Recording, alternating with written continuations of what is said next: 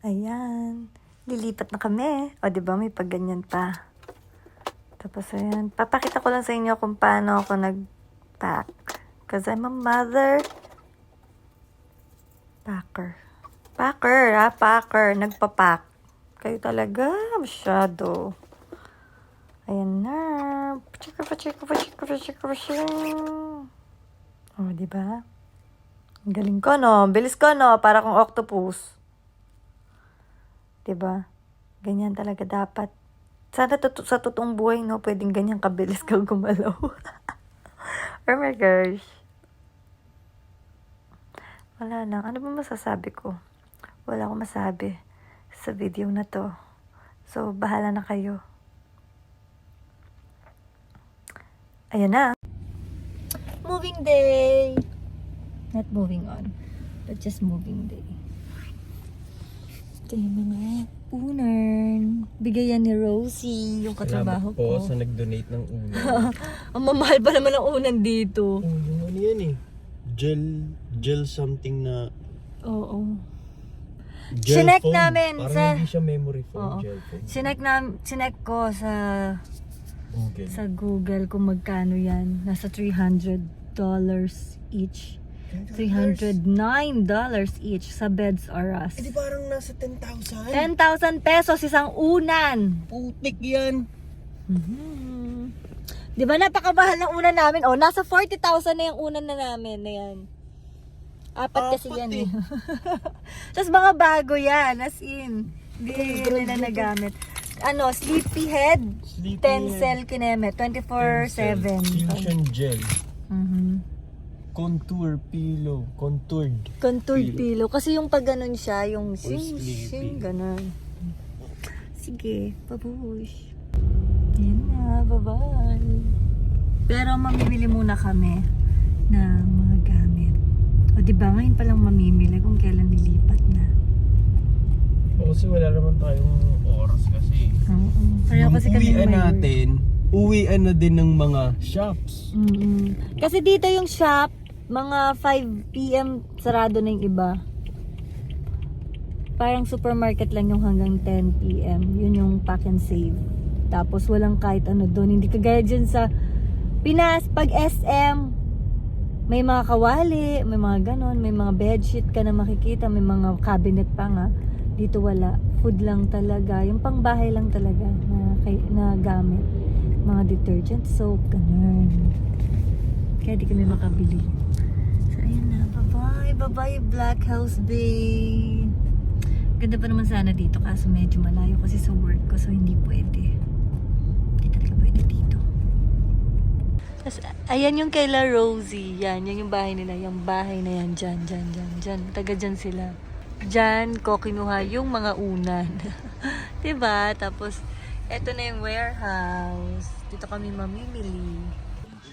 Ayan, hanap kami ng bedsheet. Sasakyan ni Matmat. Ay, oo nga no. Ganyan na ganyan yung sasakyan nga niya.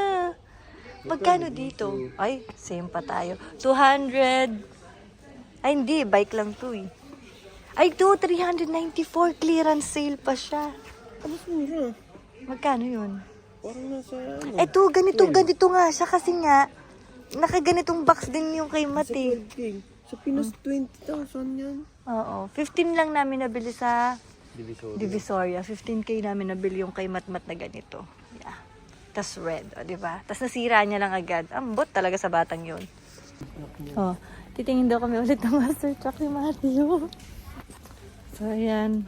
Huwag na munang bumili. Kasi matanda na daw si Kuya. Ayan, nakita na namin yung bedsheet. Tsaka yung flat sheet and fitted sheet na may pillowcase. Tapos kumuha din kami ng extra pillowcase. Kasi laging nakaupo sa trono yung isa dito eh. So kailangan niya ng ganyan. So ayan, tapos na kami mamili. Binabalik niya na lang yung cart. Papunta na kami. Ano naman ang buko? Para naman akong ano? Arty.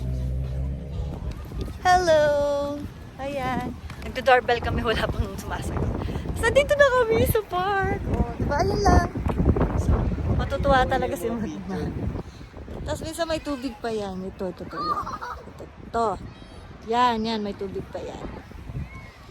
Ay, yun yung may dancing water. Oo, may mga dancing kineme root. So, ayan. Nakalipat na kami. Malaking CR, oh. Pwede akong sumayaw-sayaw. Char. Diba? Pwede kong mag-tumbling. Uy! Nasaan yung ayun? Nahanap ko yung white kong maleta. Ito pala. Kapartner ng black. O, diba? So, ayusin ko na yung kama namin para makatulog na. Inurong namin to dito. Nasa gitna siya. Inurong namin dyan. Para dito yung table niya. Kasi malaki yung table niya. Tsaka malapad. Masaya. May mini fridge. Ayan lang. Tapos, yung plate namin, ito lang. Kasi, gabundok kumain to eh. Kaya sabi ko yung ganyan na lang. Diba? Ayan na. Tapos, ano pa ba yung kukunin namin? Pupunta pa rin kami ng Black House. O sige, ayusin ko muna nga ito. Ang dami ko sinasabi.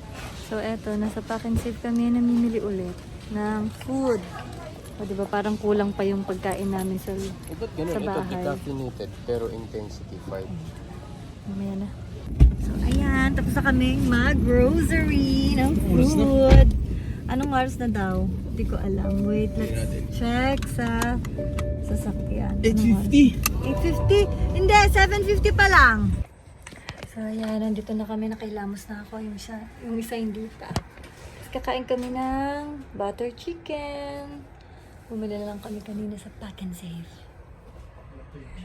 Tapos bukas na ako aayos. Kasi pagod na. Buti na lang day off ko bukas. Bye-bye! Good night! Oh, may Coke din daw siya. Asan yung Coke mo? Vanilla akin. Oh, bungga oh. Sa kanya yung vanilla. Sa akin yung regular. Bye-bye! Good night!